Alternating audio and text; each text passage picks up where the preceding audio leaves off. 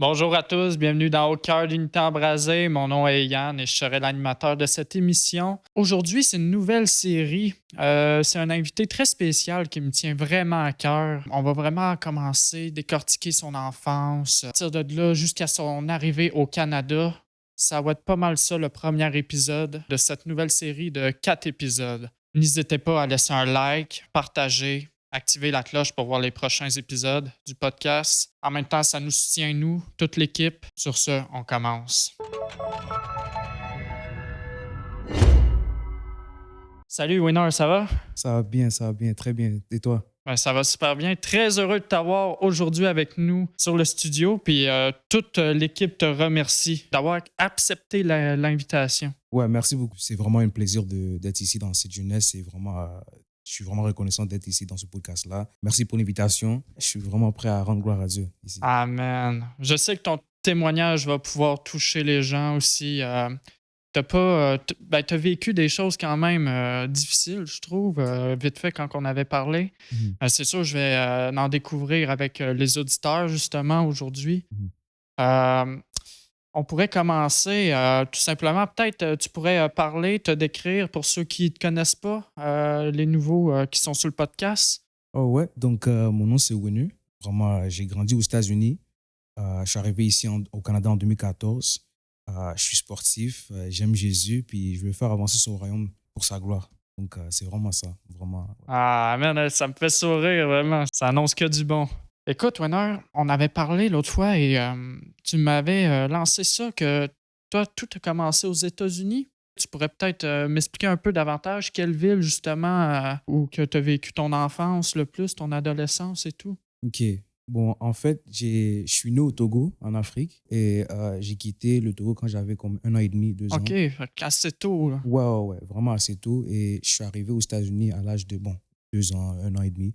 Et puis là, j'ai grandi là-bas, Omaha, Nebraska. C'est là-bas où je vivais et tout. Et j'ai grandi là-bas pendant 10, 11 ans. Et puis, je suis arrivé ici en 2014, au Canada. Donc, j'ai vraiment, toute mon enfance, c'était vraiment aux États-Unis. La mode de vie est quand même assez similaire d'ici. Ah ouais, ça se ressemble, là, Ça se c'est très ressemble. similaire, là. Ouais, ouais. Juste que là-bas, c'est sûr, bien évidemment, il n'y a que des anglophones, mais c'est Ouais, quand bien même. sûr. Ouais, ouais, mais tu vois, c'est semblable, quand même assez similaire. Puis là-bas, aux États-Unis, tu sais, t'étais chrétien là-bas, tu sais? Oui, j'ai grandi dans une famille chrétienne, mais c'était vraiment une habitude. C'était vraiment par habitude. J'allais à l'église et tout. On avait une bonne église là-bas aux États-Unis. Pour toi, l'immigration, tu sais, ça a été sûrement un challenge assez important. Tu parlais seulement anglais? Seulement anglais. Wow. Je suis arrivé au Canada quand j'avais 11 ans. C'était au mois Wow! d'août. J'allais avoir 12 ans en décembre. Mes parents parlaient français, mais moi, je suis arrivé ici à l'aéroport. Le premier mot que j'avais lu, c'était sorti. Et moi, je l'avais lu comme sorry. Sordy, OK. Sorry. Donc, en tout cas, tout ça pour dire que vraiment, le français, j'avais aucune compréhension Ah par ouais, rapport à aucune la langue. notion, aucune écriture, là. Aucune, aucune, aucune, aucune. Tu sais, je sais Ouais. pas si je me trompe, là, mais mettons, je me mets un peu à ta place, tu sais, j'arrive au Canada et tout, puis ça doit faire peur. Tu dois avoir une certaine peur, surtout que tu as tout quitté, tout laissé derrière toi, tu sais. Ouais, Aux États-Unis, tu avais sûrement des amis et tout, ouais, tu sais. Tu avais créé des liens quand même importants. Tu arrives à un endroit que tu connais pas, tu connais personne, ouais. tu parles même pas la langue. Tu Mhm, mhm. sais, peut-être tu pourrais expliquer justement le feeling que ça te fait, tu sais. En fait, c'était troublant parce que tu quittes genre, quand tu grandis dans une place, dans un lieu, un pays, et c'est tout ce que tu connais pendant, en fait, toute une vie. Après, quand tu dois quitter, c'est difficile parce que tu dois laisser tes amis, ta famille, c'est difficile, c'est pas évident. Surtout que je sais que j'avais pas de vision en tant que telle de ce que je voulais faire, j'étais jeune. Ouais. Mais juste l'idée de quitter mes amis, surtout, c'était vraiment un détachement émotionnel qui était quand même assez lourd. Ouf! Ouais, ouais, Wow, ouais. OK, c'est sûr. Puis l'adaptation au Canada, tu sais? Parce que là, comment tu t'es adapté? Surtout que tu connaissais pas la langue. En fait, tu es arrivé à Montréal, right? Je suis arrié d'abord à Laval. OK, t'es quand OK, parfait. Puis oui, on était resté une tante. Ouais, on est resté là-bas pendant un bon quelques mois, le temps qu'on que mes parents soient un peu plus stables et puis on trouve ailleurs à Laval encore. Et puis, ouais, c'était vraiment assez difficile. On m'a inscrit dans une école d'accueil. J'ai fait une classe d'accueil. Donc, c'est comme, fallait que fallait que je sois plus à l'aise avec la langue française et tout. Donc, j'étais dans une classe où tout le monde était des immigrants. Tout le monde était des immigrants. OK. Ouais, ouais, ouais. Donc, on essayait tous d'apprendre justement la langue. Puis, ouais, ouais. Donc, je ne me sentais pas seul dans ce sens-là parce que, voilà, il y a pas juste moi qui vient juste d'arriver au Québec. Ouais. Il y a Fait que d'autres personnes. tu t'as créé des liens aussi, Oui, là, tu sais. oui. Ça a dû vraiment aider, là, Ouais, ton ça, adaptation, hein. beaucoup. Tant mieux, parce Yes. que moi, je me mets à ta place, puis j'aurais eu de la difficulté, je pense. Hmm. Tu sais, puis ça a pris combien de temps, justement, bien t'adapter? Ça a été comme un grand cheminement, là, j'imagine, là, dans Mhm. ton enfance, Mhm. là. En fait, m'adapter, je suis quand même quelqu'un, je m'adapte quand même assez vite, mais j'étais mis dans une situation où j'avais pas le choix de m'adapter. Il fallait que les choses avancent. Voilà, on est au Canada, on est au Québec, une culture différente. Ouais. La première fois que j'entends parler d'une poutine, j'ai vu ça, j'étais comme, ah ouais, comme c'est vraiment une culture vraiment différente. T'as Puis, goûté la poutine? ouais, ouais, ouais, ouais, vraiment. Combien sur 10? Ça dépend où tu vas, ça Ah, dépend je quel suis restaurant. d'accord. Ça dépend quel restaurant. Mais c'est vrai, ouais, ouais, c'est vraiment bon. Et puis, ouais, je dirais, si je pourrais donner un time frame, je dirais 2 mois. 2 mois, c'était assez pour que je puisse vraiment m'adapter et tout. Ça, en 2 mois, dans un espace de 2 mois, j'arrivais à quand même parler la langue française, quand même assez Deux fluide. mois? Ouais, Ah ouais, ouais. ouais? Parce que mes parents, ils me parlaient qu'en français à un moment donné. OK. Je suis arrivé à classe d'accueil, tout le monde, on essaie de parler français. Les conjugaisons, on le pratique à tous les jours. Donc, dans un espace de 2 mois, j'étais quand même assez à l'aise. OK, c'est Wow. impressionnant, ça m'épate, là. Oh, oh, Quand même 2 mois à apprendre une langue, puis tu sais, c'est la langue française, c'est quand même une langue difficile, là. mhm, mhm, mhm. Fait que chapeau, Merci beaucoup. vraiment. Ton adaptation s'est bien déroulée, mais outre la langue, est-ce que tu as eu vraiment un gros challenge, un défi en étant au Canada, ici? À part la langue, je dirais, à part ça, ça serait plus les amis. Parce que tout le monde que je connaissais, ben, qui me tenait à cœur, en fait, ils habitaient aux États-Unis. Donc, c'est vraiment cet aspect de, je dirais, reconstruire mon entourage. Parce que j'ai beau les parler sur Instagram et tout, mais c'est pas la même chose. Donc, vraiment, construire une base, une fondation avec de nouvelles personnes, des nouveaux amis, je pense que c'est vraiment ça le challenge. Des gens, tu recherchais des gens, je pense qu'ils étaient, dans un environnement chrétien ou Non, non, non, non, non, pas du tout. pas dans ce Non, temps-là, pas là. dans ce temps-là. OK, Pas dans ce temps-là. Vraiment, je voulais juste pas me sentir seul, OK, tu vois? je comprends. Parce que, ouais, ouais, ouais.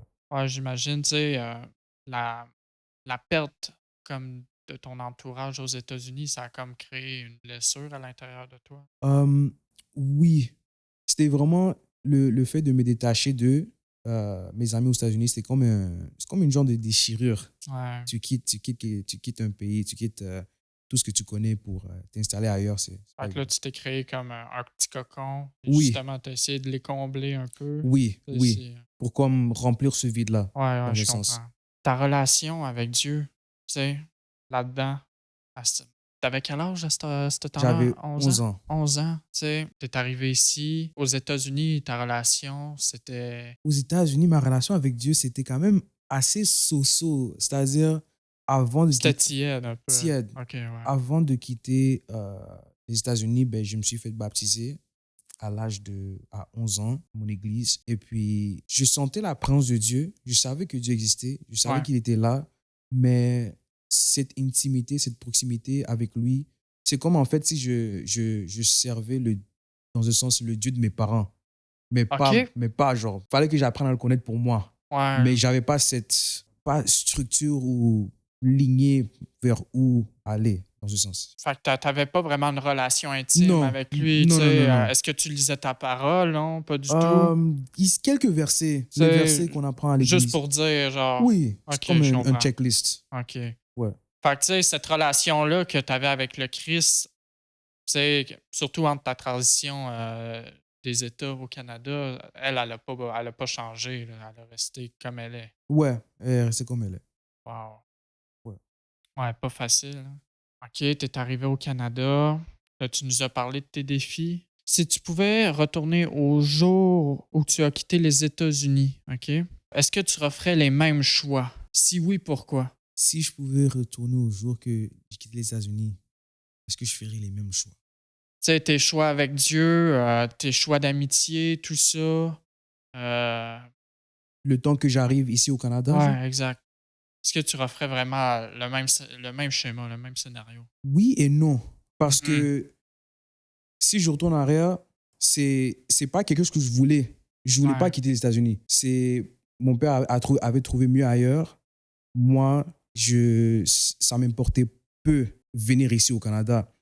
Mais je sais que les plans de Dieu sont meilleurs que les miens. Et je sais que Dieu a des plans pour moi c'est ça qui faisait en sorte que oui, je l'aurais fait. Je l'aurais fait. T'aurais rien changé. J'aurais rien changé. Non, OK. j'aurais rien changé. Parce que veux pas, c'est grâce un peu à ça que tu es devenu l'homme Ouais, ouais, auquel tu es ouais, aujourd'hui, ouais. là. Donc, non, j'aurais rien changé. Je voulais savoir, à l'école, tu sais, parce qu'on a parlé un peu brièvement de, tu sais, tu étais dans une classe une classe avec toute l'immigration, là, comme Mhm. tu me dis. Oui.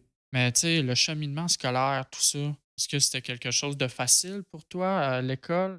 Quand même, quand même. Je dirais la difficulté, c'était vraiment juste la langue. Même si j'avais une base pour transitionner de l'école primaire à l'école secondaire, c'était quand même, c'est une autre dimension, c'est quelque chose d'autre. Parce que là, c'est école secondaire, c'est de 1 à 5. Donc, tu vois plein de Ouais. nouveaux mondes, Mais ça bouge beaucoup, ça tu sais, on bouge s'entend. beaucoup. Donc là, c'est comme s'il fallait que je repars à zéro, en fait.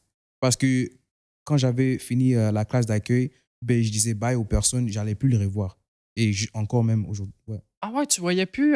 Je les ai plus vus. Ah ouais, Parce que, vous suivez non, pas non, de non, non, classe non. en classe? Non, Parce que comme moi, au secondaire, ben je voyais quand même des gens auxquels j'étais associé aux mêmes classes, tu sais. Mhm, mhm. Mais certes, on ne suivait pas tout le monde, mais tu sais, il y a quand même quelques personnes qui nous suivaient. Mais tu sais, peut-être que c'est différent dans justement. Je sais pas à quelle école tu étais, là. J'étais à l'école primaire Saint-Charles. Saint-Charles, l'école Ouais, primaire. ouais, OK. ouais. À Laval et tout. Mais non, tout le monde a pris leur propre chemin. Et puis, c'est comme si arrivé au secondaire, c'était quelque chose de nouveau, une nouvelle OK. personne. Vraiment, ouais. C'était-tu. Tu sais, parce que souvent au secondaire, tout dépendant du secteur, le type d'école, d'environnement. C'était-tu un endroit comme un peu toxique? Y avait-tu une école à conflit, là, si je peux dire ça, comme des bagarres? Tu sais, comme moi, il y Ah, avait souvent de la bataille là, à oui. mon école. C'est Tu comme, sais, de la drogue, tout ça, là. oui. Je dirais, j'étais quand même assez choqué de voir, ben, c'est comme n'importe quelle école secondaire, la plupart en tout cas, comme moi, je suis allé dans une école secondaire publique, donc c'était pas privé. Et ouais, je voyais des jeunes et tout, plus secondaire 3 4 et 5 vivaient vraiment dans le monde. Et ayant grandi dans une famille chrétienne, c'était vraiment quelque chose qui était quand même assez choquant pour moi. Ah ouais. Mais au fur et à mesure, avec le temps, je normalisais ça en fait. Parce que OK. voilà, moi en fait, je voulais juste être dans ma zone de confort et vraiment juste être avec les mêmes personnes, traîner avec les mêmes personnes et faire mes affaires moi-même. OK, t'avais un peu ton groupe à toi, là, mais l'école, tu sais, en même temps, tu as une blessure à cause Mhm. de ton départ, tu sais, ton arrivée ici. T'as-tu été influencé quand même, tu sais? J'imagine que tu étais plus à risque d'influence. Oui, je n'étais pas influencé au point de vraiment, bon, je dirais dérailler à faire les mêmes choses que eux parce que Ouais. moi, en fait, je jouais beaucoup au foot, au soccer. OK. Donc, je traînais que avec des athlètes. Donc, dans ma tête, c'était vraiment juste le midi, quand c'est le temps de manger, ben, nous, on va jouer au foot dehors et tout. OK. Puis, ouais, je pense que ça m'a, dans un sens, c'est sûr que les prières de mes parents m'ont gardé parce que je Amen. sais ils ont prié pour moi, mais à part ça, c'est vraiment le fait que j'étais tellement concentré sur le foot, je voulais tellement aller loin que ça m'a quand même genre distrait des choses que les autres faisaient. Ouais. Toute une entrée en scène, hein? Ouais, ouais, ouais, quand même. Je pense on peut terminer là-dessus. Merci d'avoir écouté. Un premier épisode quand même assez bouleversant, si je peux dire. Winner nous a raconté vraiment sa transition, son parcours quand il avait 11 ans. Dans le prochain épisode, on va vraiment parler des combats que Winner a traversés, qui ont marqué sa jeunesse, des batailles qui ont peut-être mené à des silences. Sur ce, c'était Yann. Laissez un like, un pouce bleu, sonnez la cloche. Rendez-vous au prochain épisode. Ciao, ciao.